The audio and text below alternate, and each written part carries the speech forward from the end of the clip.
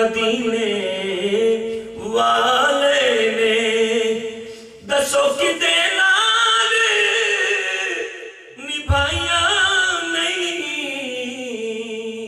بیٹھے وچ اڈیکاں دے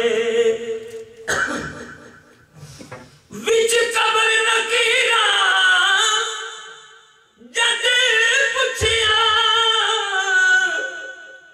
تم کہڑے عمل کمائے نے میں آکھیا نعتاں پڑھدا ساں کوئی کیتیاں وار کمائیاں نہیں میں آکھیا نعتاں پڑھدا ساں کوئی کیتیاں وار کمائیاں نہیں بیٹھیاں وچ اڈیکاں دے جے دل دے وچ پلیتی ہے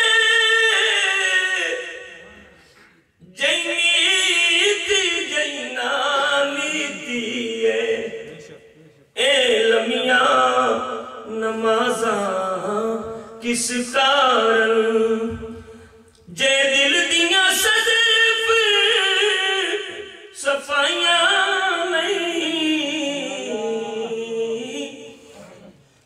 اے لمیاں نمازاں کس کارن جے دل دیاں صدف صفائیاں نہیں بیٹھے وچ اڈیکاں دے نعرہ تکبیر نعرہ رسالت حافظ محمد فاروق چشتی صاحب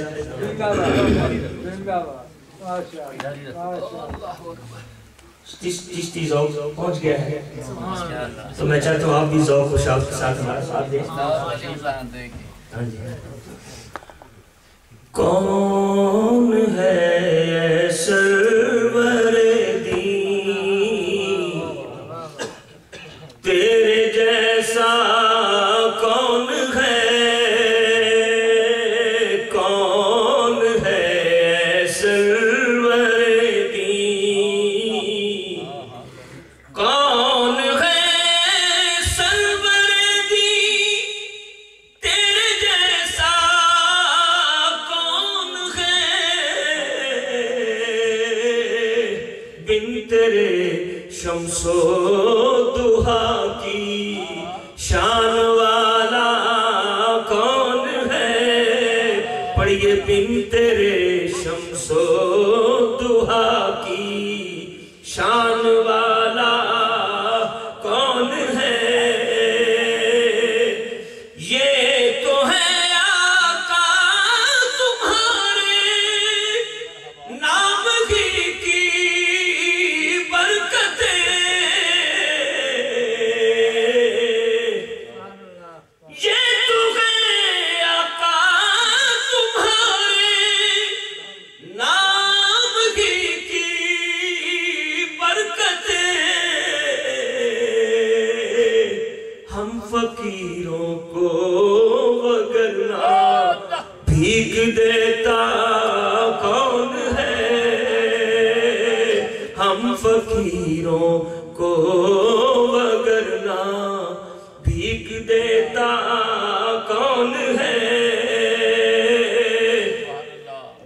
ہاتھ سے دامن نہ چھوٹے مصطفیٰ کی آل کا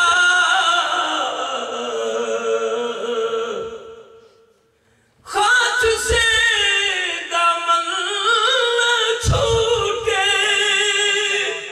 مصطفیٰ کی آل کا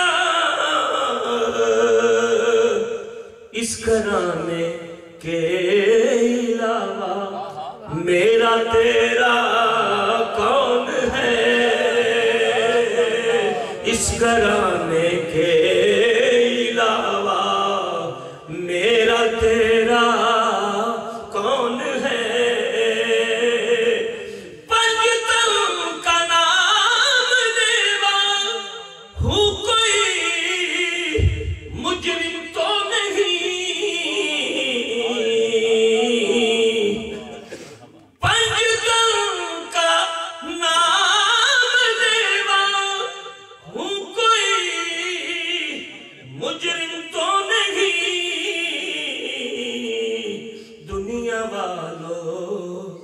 دنیا والو ان سے اچھا ان سے اعلیٰ کون ہے؟ پڑھیے دنیا والو ان سے اچھا ان سے اعلیٰ کون ہے؟ پنجتن کا نام لیوا ہوں، کوئی مجرم تو نہیں۔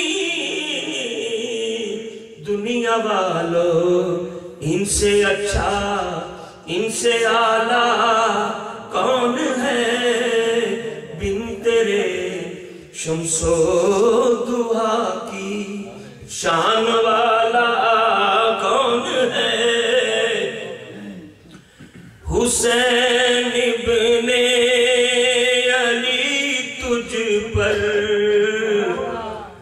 شہادت ناز کرتی ہے۔ پڑھیے حسین ابن علی تجھ پر شہادت ناز کرتی ہے۔ پڑھیے نعرہ تکبیر، نعرہ رسالت، سید السادات سید ریاض حسین شاہ صاحب آف پاکستان راولپنڈی، نعرہ تحقیق، نعرہ حیدری۔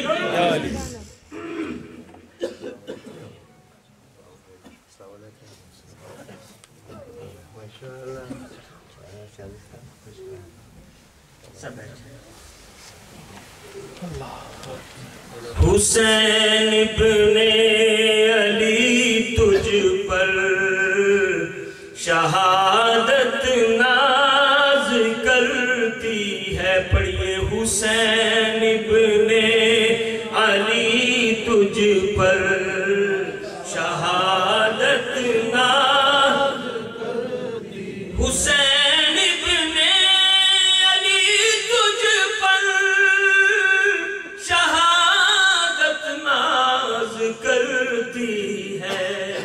ولایت ناز کرتی ہے، رسالت ناز کرتی ہے۔ ولایت ناز کرتی ہے، رسالت ناز کرتی ہے۔ کیا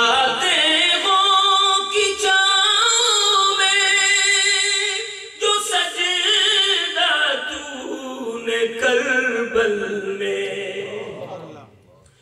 کیا دیووں کی چھاؤں میں، جو سجدہ تو نے کربل میں، تیرے اس ایک سجدے پر عبادت ناز کرتی ہے۔ تیرے اس سجدے پر عبادت ناز کرتی ہے۔ جنہوں نے دین کی خاطر گلے کربل میں کٹوائے، جنہوں نے دین کی خاطر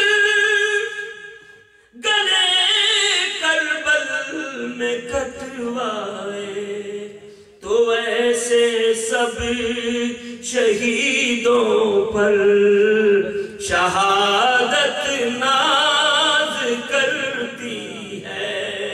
حسین ابن علی تجھ پر شہادت ناز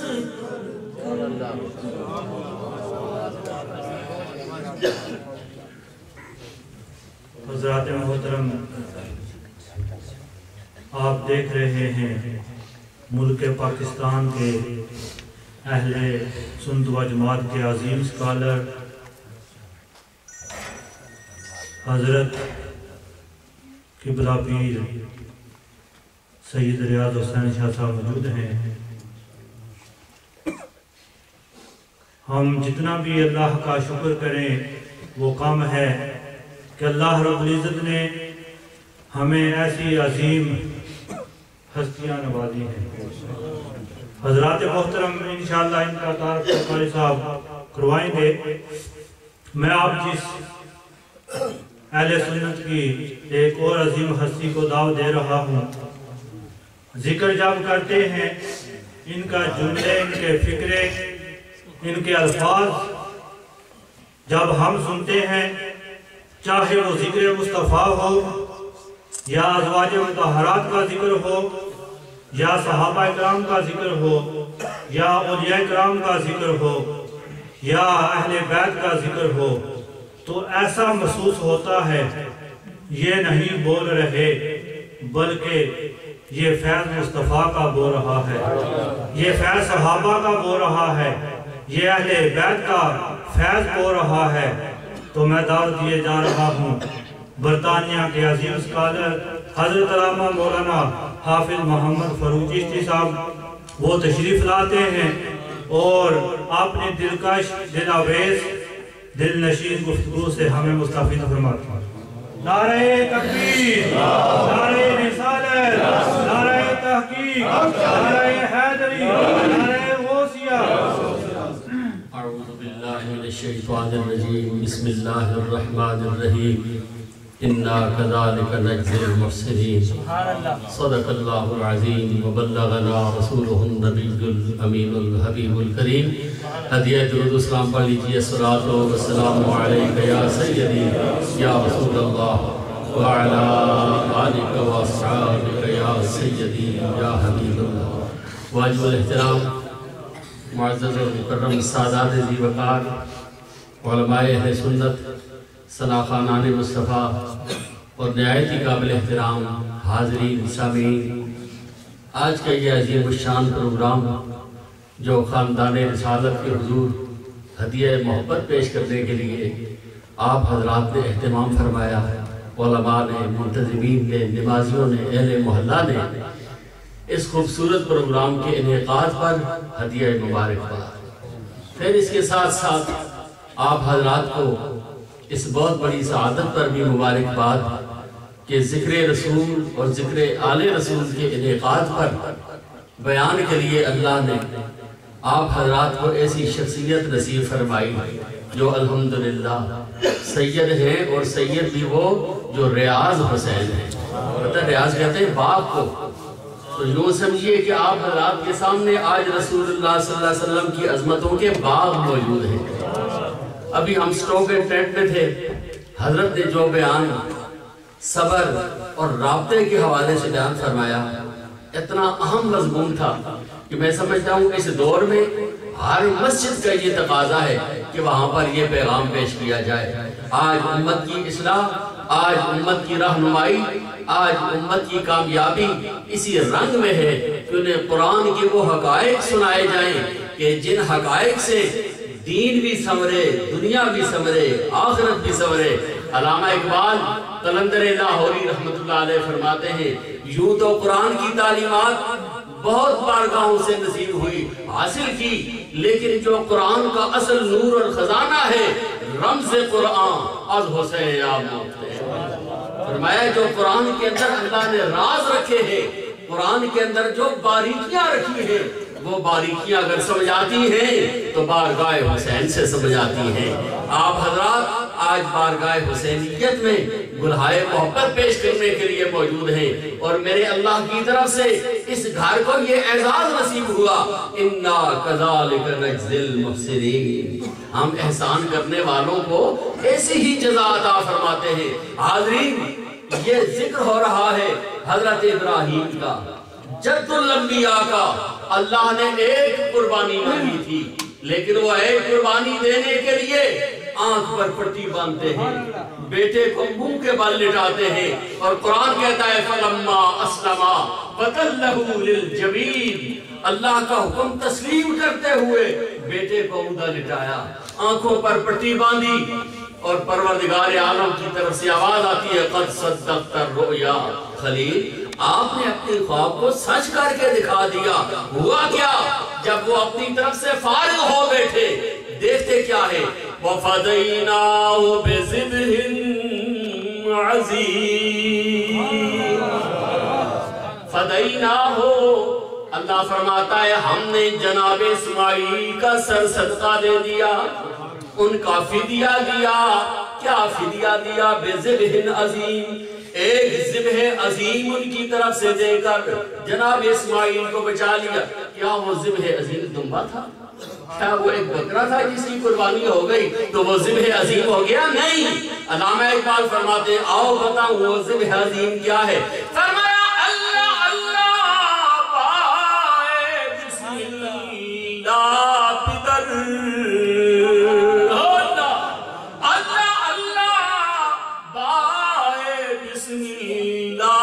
پدر، اور مانا یہ ذبح عظیم آمد پسر۔ فرماتے تعجب کی بات راز سمجھ میں یہ آیا ہے کہ جو بسم اللہ کی بے ہے وہ اللہ نے باپ کو مقام دیا، اور جو ذبح عظیم کا نور ہے وہ اللہ نے حسین کو مقام عطا فرمایا ہے۔ حضور کی ساری آل شان والی، حضور کی ساری آل کا بڑا مقام و مرتبہ، پر قلندر لاہوری فرماتے ہیں ساری آل میں جب ہم نے دیکھا حسین ہمیں کیسے نظر آئے، آئیمان میں عاشقاں پورے بطول، کہو سبحان اللہ۔ آپ کے سامنے پڑھ رہا ہوں لیکن میں کسی اور کو سنا رہا ہوں، پر ضرور آپ کے سامنے رہا ہوں۔ آئیمان میں عاشقاں پورے بطول، سرو آزاد دست بستان رسول۔ کون ہے حسین؟ فرمایا وہ عاشقوں کے امام ہیں، اور سرو آزاد دست بستان رسول۔ سرو کا درخت دیکھا ہے نا، سارے درختوں میں سب سے نمایاں نظر آتا ہے، سب سے نمایاں سرو کا درخت نظر آتا ہے۔ اقبال فرماتے ہیں آؤ ذرا بستان رسول میں دیکھو، رسول اللہ کے باغ میں دیکھو، رسول اللہ کے گلستان میں دیکھو، جس طرح سرو کا درخت پورے باغ میں اپنی شان کے ساتھ نمایاں نظر آتا ہے، آؤ بستان رسول میں حسین سب سے جداگانہ نظر آتا ہے۔ اتنا خوبصورت جداگانہ نظر آ رہا ہے کہ میرے نصیر پیش فرماتے ہیں فرمایا کس طرح جداگانہ نظر آ رہے ہیں؟ فرمایا حسین ابن زہرا کا چہرہ تو دیکھو، حسین ابن زہرا کا چہرہ تو دیکھو، علی کی وجاہت نبی کی پھپن ہے، علی کی وجاہت نبی کی پھپن ہے۔ اتنے بڑے حسین کو خراج پیش کرنے کے لیے آپ حضرات نے ان علماء کی قیادت میں اہتمام فرمایا، اور سید زادے کو بلا کر میں سمجھتا ہوں کہ جس مجلس میں اولاد رسول موجود ہوں وہ مجلس مقبول ہے، وہ محفل مقبول ہے، وہ دعا مقبول ہے، اور یہی تو وجہ ہے کہ نماز کے اندر بھی میرے رب نے آل رسول کا ذکر رکھا ہے۔ اور پڑھتے ہو نا اللہم صلی علی محمد وعلا، اللہم صلی علی محمد وعلا، ابتدا میں نہیں رکھا، آخر میں رکھا، اور دعا سے پہلے رکھا۔ دعا سے پہلے پڑھو اللہم صلی علی محمد، کیوں؟ کہ منگتے کی عادت ہے، جب منگتا مانگنے کے لیے جاتا ہے تو کہتا ہے تیری خیر، اور تیرے آبا و اجداد کی خیر، تیرے بچوں کی خیر۔ اس نے بھیک مانگنی ہے، اب ہم نے بھیک مانگنی ہے تو مولا تیری بارگاہ میں ہم کیا عرض کریں؟ تو لم یلد ولم یولد ہے، نہ تجھ سے کوئی پیدا ہوا نہ تو کسی سے پیدا ہوا، اور مولا ہم منگتوں کی تو عادت ہے، ہم خیر مانگتے ہیں، آبا و اجداد کی، آل اولاد کی، تو اپنی عادت کس طرح پوری کریں؟ رب نے فرمایا میں کسی سے پیدا نہیں ہوا لیکن میرے حبیب تو ہیں نا کہ جو وہ خود بھی کسی سے پیدا ہوئے اور ان سے بھی کوئی پیدا ہوئے. اللہم صلی علی محمد وعلی آل محمد. تو ذکر کیجئے کھل کے آل عبا کا, ذکر کیجئے کھل کے آل عبا کا, کہ ذکر ان کا خود آبروئے سخن ہے, ذکر ان کا خود آبروئے سخن ہے. حضور شاہ جی تشریف لائے, یقیناً آپ کی مصروفیت تفسیر قرآن کے حوالے سے, جو قرآن کی تفسیر لکھتا ہے یہ بڑا مشکل کام ہے. کئی تفاسیر کا مطالعہ کر کے اس کا نچوڑ اپنے ذہن میں رکھ کر ان کو الفاظ کی زینت بنا کر پھر پیپر کے اوپر اس محبت کا عکس لانا, اس آدمی کو سخت تنہائی کی ضرورت ہے. میں نے آج ہی کر رہا تھا, میرے استاد ہیں علامہ غلام رسول سعیدی جنہوں نے قرآن کی تفسیر لکھی, حدیث کی شرح لکھی. اب وہ قرآن کریم کی مختصر تفسیر لکھ رہے ہیں تبیان الفرقان. تو مجھے فرمایا خسرو 1 گھنٹہ میرا فون فری ہوتا ہے, شام 6 سے لے کر 7 تک. اس 1 گھنٹے کے اندر اگر تم نے کوئی بات کرنی ہو تو کر لیا کرو, باقی 23 گھنٹے مکمل طور پر موبائل بند, ہم نے کچھ کرنا ہوتا ہے. لیکن شاہ جی کی بڑی عظمت, شاہ جی کی بڑی شان, دوستوں سے ملنا, بیان بھی کرنا, ملاقاتیں بھی کرنی, فیضان بھی دینا, انعام بھی دینا, عرفان بھی بانٹنا, مجالس میں بھی آنا اور قرآن کریم کی تفسیر کو بھی پورا کرنا. ماننا پڑے گا یہ اسی گھر کی خیرات ہے, یہ اسی گھر کی عطا ہے. اللہ رب العزت شفا کے ساتھ شاہ جی کو عمر خضر عطا فرمائے اور ان کے علمی کارناموں سے پوری امت کو اکتساب فیض کرنے کی توفیق عطا فرمائے. علامہ شاکر صاحب نے اتنا زبردست اعلان کیا کہ اب آپ ہیں ہی شاکر, میں آپ کا شکریہ کیسے ادا کروں. اللہ پاک آپ کو سلامت رکھے. میرے پرانے ساتھی علامہ قاری غلام عباس صاحب, قاری ماشاءاللہ اشرف سیالوی صاحب, اور ہمارے پرانے, اور پتہ ہے میں جب مولوی بنیا نا تو میں عبدالرزاق چشتی صاحب سے حضرت یہ راولپنڈی میں خطیب تھے, اور میں کبھی اپنے بھائی کے پاس جاتا نا تو جمعہ پڑھنا ہوتا تو ادھر ایک مولوی جگہ بڑا تورا بن کے جمعہ پڑھا ہے. میں دل میں سوچا جب میں مولوی بنیا تو میں بھی یہ جی پاک بن سکتا. حقیقت اور مزید بات یہ میں پاک بن دیتی ہے تو چھوڑی دیتی ہے. پر آج الحمدللہ بڑی صحت کے ساتھ, بڑی محبتوں کے ساتھ تشریف فرما ہے. اللہ کریم ان کو شفا کے ساتھ لمبی زندگی عطا فرمائے. میرے عزیز قاری رضا المصطفیٰ جو اس شہر میں, اس مسجد میں قرآن کریم کی خدمات سر انجام دے رہے ہیں, یقیناً اتنے قرآن کے حافظ تیار ہوئے جو بڑے بڑے اداروں میں اتنا کام نہیں ہوا. یہ اللہ ہے جس سے کام لے لے, یہ آپ لوگوں کا اخلاص اور قاری رضا المصطفیٰ کی محبت.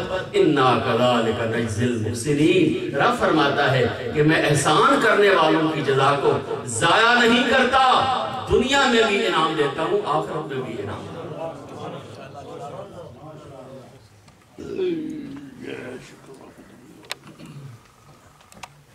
حضرات محترم, اب انتظار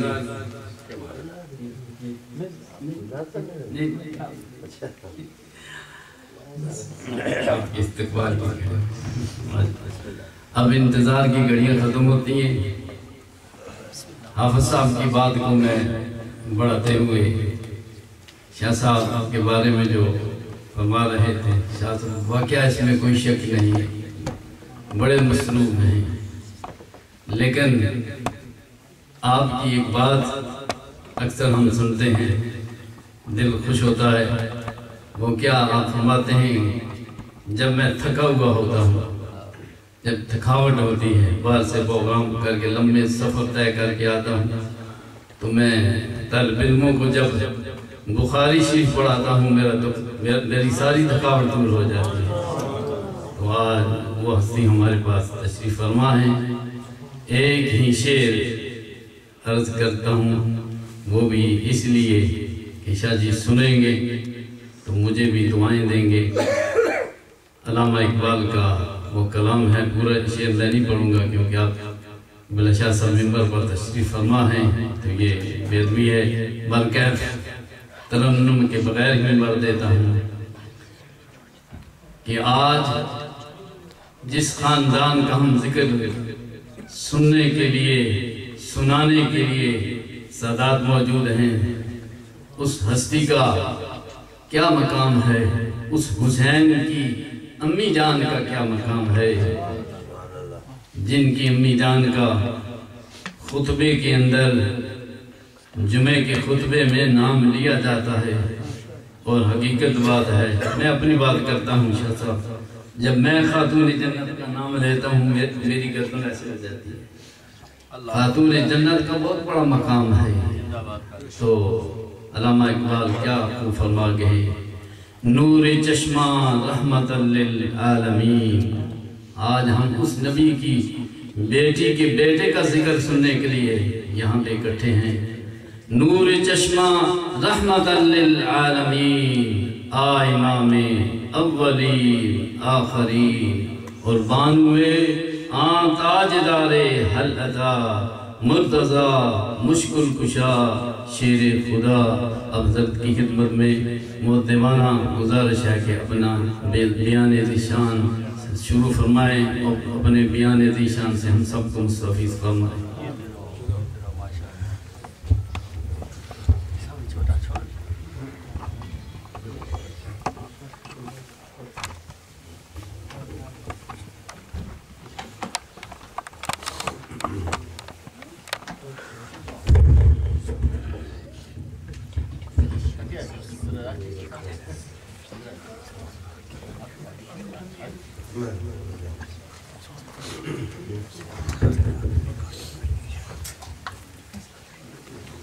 الحمد لله نحمده ونستعينه ونستغفره ونؤمن به ونتوكل عليه ونعوذ بالله من شرور انفسنا ومن سيئات اعمالنا من يهده الله فلا مضل له ومن يضلل فلا هادي له ونشهد ان لا اله الا الله وحده لا شريك له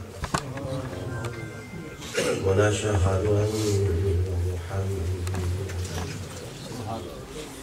عبده ورسوله أما بعد فأعوذ بالله من الشيطان الرجيم بسم الله الرحمن الرحيم قد أفلح المؤمنون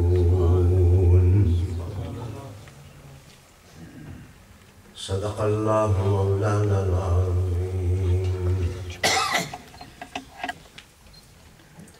إن الله وملائكته يصلون على النبي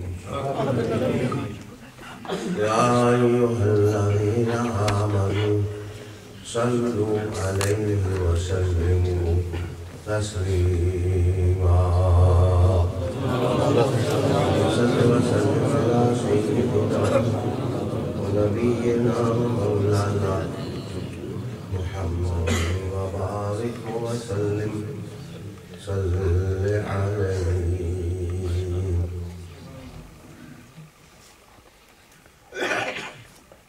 اللہ تعالیٰ کی حمد اور حضور نبی کریم علیہ السلام کی ذاتی برکات اور آپ کے آل و اصحاب پر درود و سلام عرض کر لینے کے بعد انتہائی عزت کے لائق اور احترام کے لائق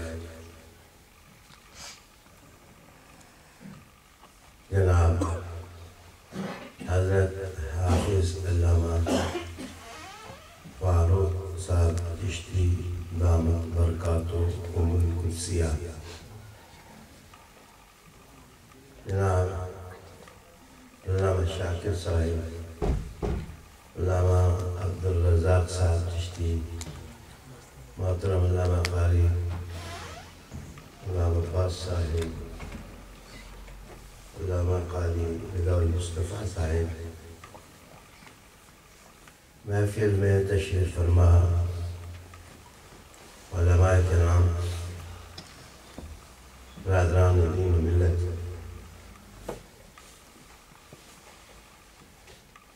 علامہ چشتی صاحب زیدہ مجدہو نے محبتوں سے اعلان بھی کیا اور ساتھ میرے ذوق کی بھی مرضی کر دی کہ محفلوں میں تقریریں کرنا، خطابت یہ اللہ تعالیٰ کا دیا ہوا ایک رنگ ہے جن لوگوں کو اللہ تعالیٰ نے نصیب کیا ہے، اللہ تعالیٰ انہیں اور صلاحیتوں سے مالا مال کرے۔ میرے چمنستان کی وہ سب رونق ہیں، اللہ تعالیٰ اس گلستان کو ہمیشہ خوشبو سے نوازے اور اس کی خوشبوئیں عام اور تازہ کریں۔ آج کا عنوان اتنا عظیم ہے، وقی ہے، رفیع ہے کہ آسمانوں کی بلندی بھی اس کے سامنے پستی دکھائی دیتی ہے، اور تقاضا ہے آج کے عنوان کا کہ خطیب آنسوں کے قلم سے صبر و عظیمت کی داستان بیان کریں، لکھیں۔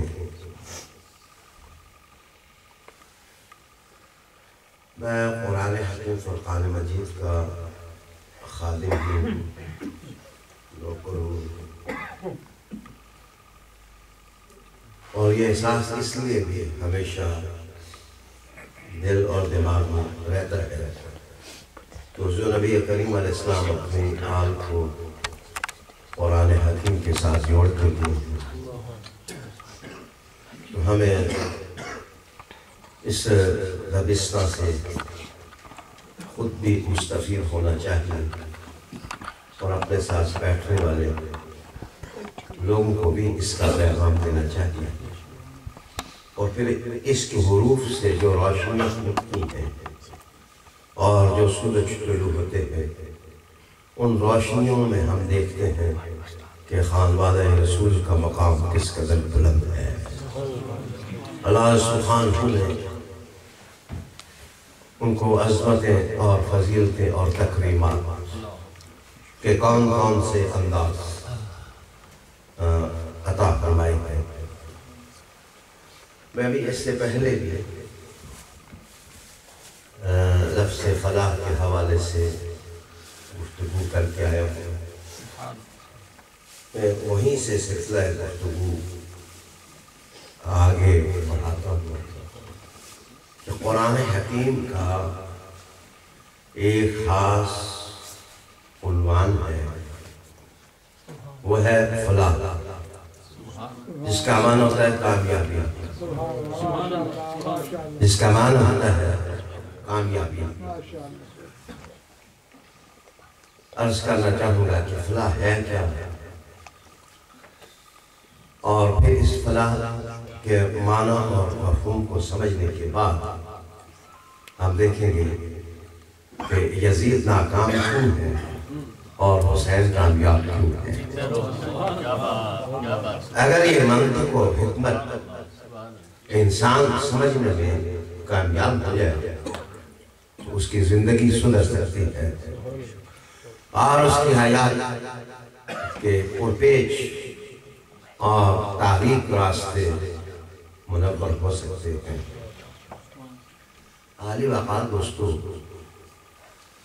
فلاح کا لغوی معنی ہوتا ہے چیرنا، پھاڑنا، شگاف ڈالنا، کسی چیز کو کاٹ دینا، اس کو زور لخت کر دینا،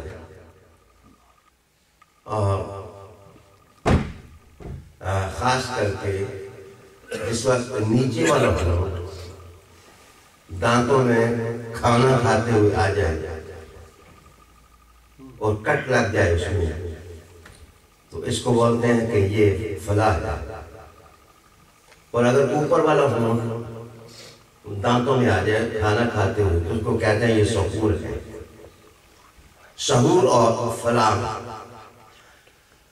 اوپر والا ہونٹ کٹے یا نیچے والا کٹے ہے، معنی اس کے اندر کٹنے کا ہے۔ اسی لیے جو زراعت کرنے والا کاشتکار ہوتا ہے اس کو عربی زبان میں کہتے ہیں فلاحن. تو اس کاشتکار کو فلاحن اس لیے کہتے ہیں کہ میرے پیارے دوست وہ زمین کو پھاڑتا ہے، وہ زمین کو چیرتا ہے ہل کے پھل کے ساتھ. تو اس کو چیرنے کے بعد اس میں دانا ڈالتا ہے. بظاہر ہم اس دانے کو لاش بنا کر کے زمین میں دفنا دیتے ہیں، گویا اس کو ہم ایک میت کی طرح ہم اس کو زمین چیر کر کے ہم اس میں دبا کر کے اوپر مٹی ہم ڈال دیتے ہیں. پھر وہ جو فلاح ہے جس نے دانا اس کے اندر ڈالا اس کو پانی دیتا ہے، پھر زمین کو نرم کرتا ہے. پھر جھاڑ کانٹے اگر اس کے اندر آ جائیں تو وہ صاف کرتا ہے. وہ ننھا سا بیج پھر زمین کو پھاڑتا ہے. پھاڑنے کے بعد ایک کامپل اس سے اگتی ہے، ایک پودا اس سے نکلتا ہے. نکلنے کے بعد وہ دیکھتے دیکھتے وہ بڑا ہوتا ہے. بڑا ہونے کے بعد وہ جو کاشتکار ہے وہ پھر ایک دانہ جس نے دبایا تھا اس سے 100 دانے اکٹھے کرتا ہے. اکٹھے کرنے کے بعد جب وہ گھر جاتا ہے تو نقاش فطرت اس کی زبان پر یہ الفاظ جاری کر دیتا ہے کہ اے بیج، تیرے اندر تو قوت نہ تھی، طاقت نہ تھی، لیکن ایک ضعیف بیج نے سخت زمین کا کلیجہ پھاڑ دیا اور اس سے پودا نکل آیا. سوچنے کا مقام یہ ہے کہ اس ذوف میں توانائی کا راز کس نے بھرا اور طاقت کا کرشمہ کس نے جاری کیا. آئین توحید بتاتی ہے کہ رب کریم آواز دے کے کہتا ہے یہ ایک دانے کو طاقت دینے والا میں ہوں، توانائی دینے والا میں ہوں، انرجی سے نوازنے والا میں ہوں. ایک دانے سے 100 دانے کاشتکار کی بوری میں ڈال کر اس کے چہرے پر خوشیاں بکھیرنے والا میں ہوں. جس وقت وہ خوش ہوتا ہے تو اس کا نام فلاح اس لیے ہے کہ وہ زمین کو کاٹ کر کے اپنے مقدر کی چمک اور اپنے نصیبے کی روشنی وہ جس وقت لیتا ہے تو سارے اس کو کہتے ہیں کہ اب یہ کامیاب ہو گیا ہے، اس لیے کہ اس کا ایک ایک دانہ جو ہے وہ 100 دانے بن گئے ہیں. اور ناکام وہ ہوتا ہے جس کے 100 دانے ایک بھی نہ رہے وہ ناکام ہو گیا، اور جس کے ایک جو ہے وہ ہزاروں بن جائے وہ کامیاب ہو گیا. جو یزید لاکھوں میں تھا وہ تباہ ہو گیا، اور جو بٹر تھے اللہ نے ان کو قیامت تک آباد فرما دیا. نعرہ تکبیر، نعرہ رسالت، نعرہ حیدری. عالی جناب دوستو، میں آپ کو کربلا میں لے کے چلتا ہوں، لیکن میں ایک چیز سمجھانا چاہتا ہوں کہ اسلام کے سوا جتنے مذہب ہیں، میں کسی مذہب کی توہین نہیں کرتا، میں تو میسج دینے لگا ہوں. ان کا مذہب جس پٹی سپارے سے شروع ہوتا ہے وہ ہے نجات کا عنوان، اور قرآن کا عنوان ہے کامیابی کا عنوان. اس کامیابی میں اور نجات میں فرق کیا ہوتا ہے؟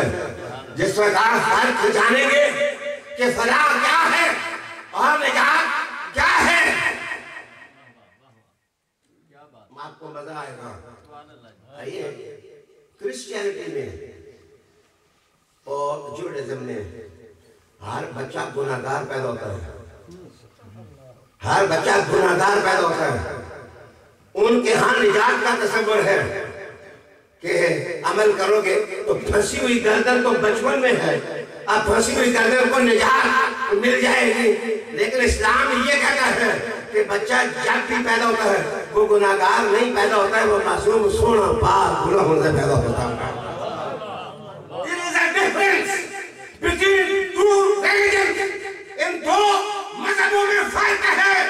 ایک بندے کا سفر گناہوں سے شروع کرتا ہے اور میرے محمد کا سفر پاکیزگی سے شروع ہوتا ہے۔ معاف کریے، اگر میرے مصطفیٰ کا گھر ہی اگر صاف نہ ہوتا تو لوگ کہتے کہ یہ نبی ہیں اور اشرف المقبلہ ہیں اور رسولوں کے امام ہیں اور امام مفلحین ہیں، انہوں نے اپنا گھرانہ کو صاف کیا نہیں تو اوروں کو کیا صاف کریں گے؟ قرآن کی آیت اتری، وحی کا اشارہ برسا، باران رحمت نے انسانوں کو سیراب کیا۔ تعلیمات مصطفی نے دلوں کو دھو دیا، ذہنوں کو دھو دیا، افکار کو دھو دیا، نفوس کو دھو دیا، قلوب کو دھو دیا، اور قلوب کو دھونے کے بعد اب آیا ہے کلمہ قرآن حکیم کی سنیے، انما یرید اللہ لیذھب عنکم الرجس اہل البیت۔ اگر محمد کا قدم مٹی پہ لگے تو وہ ریاض الجنہ بن جاتی ہے، تو مقام حسن کیا ہوگا، مقام حسین کیا ہوگا، مقام سیدہ طیبہ طاہرہ کیا ہوگا؟ تکبیر، نعرہ رسالت، نعرہ حیدری،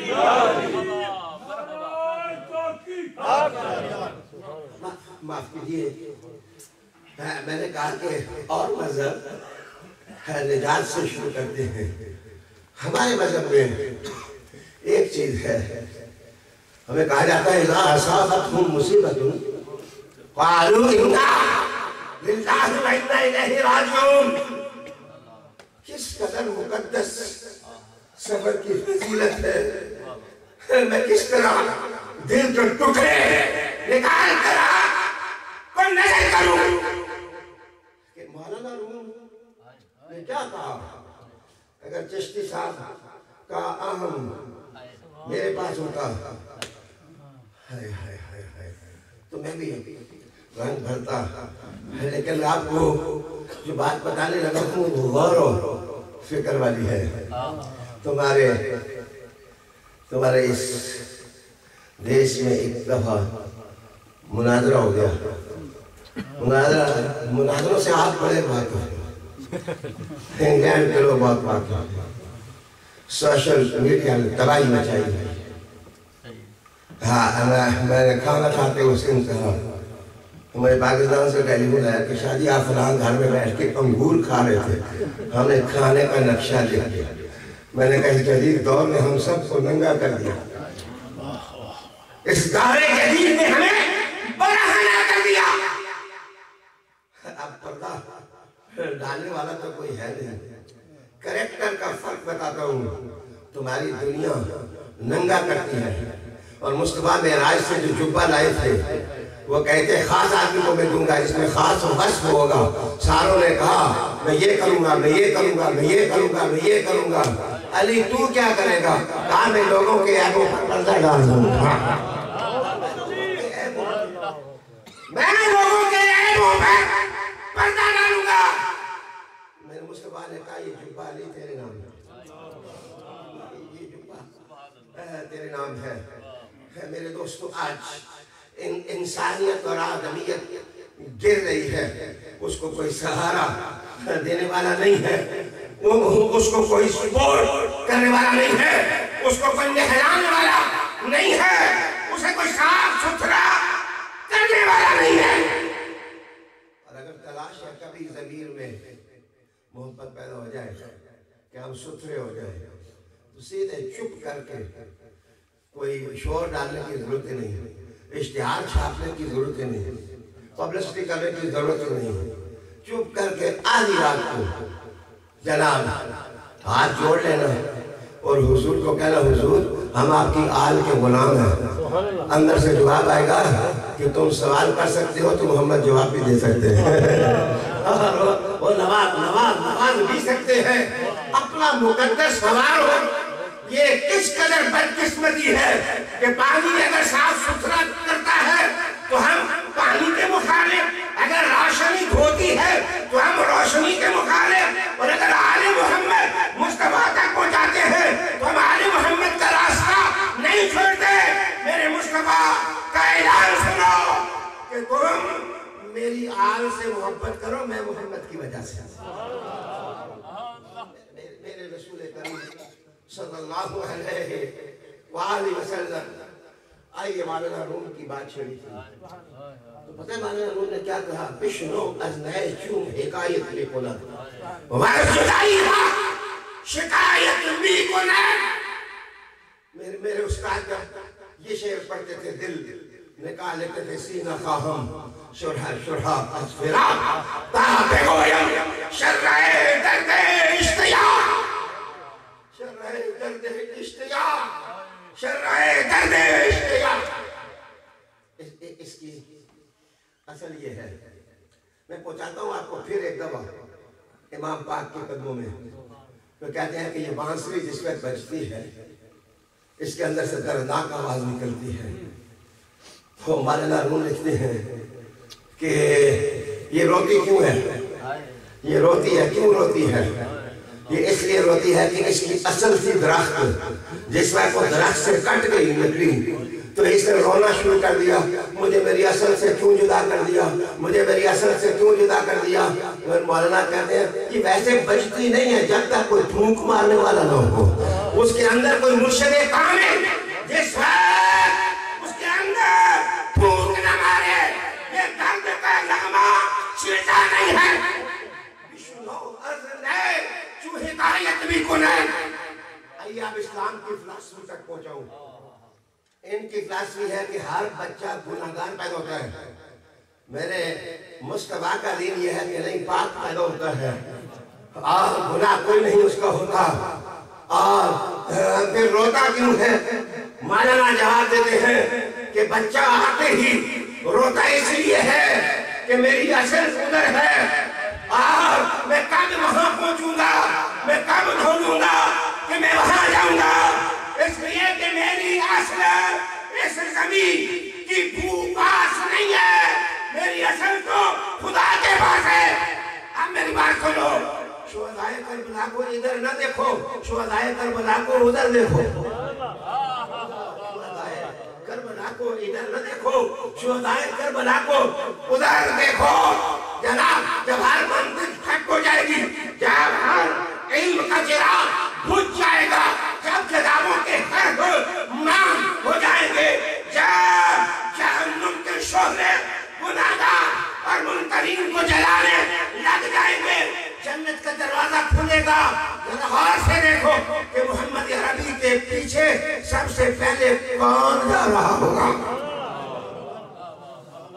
کون جا رہا ہوگا؟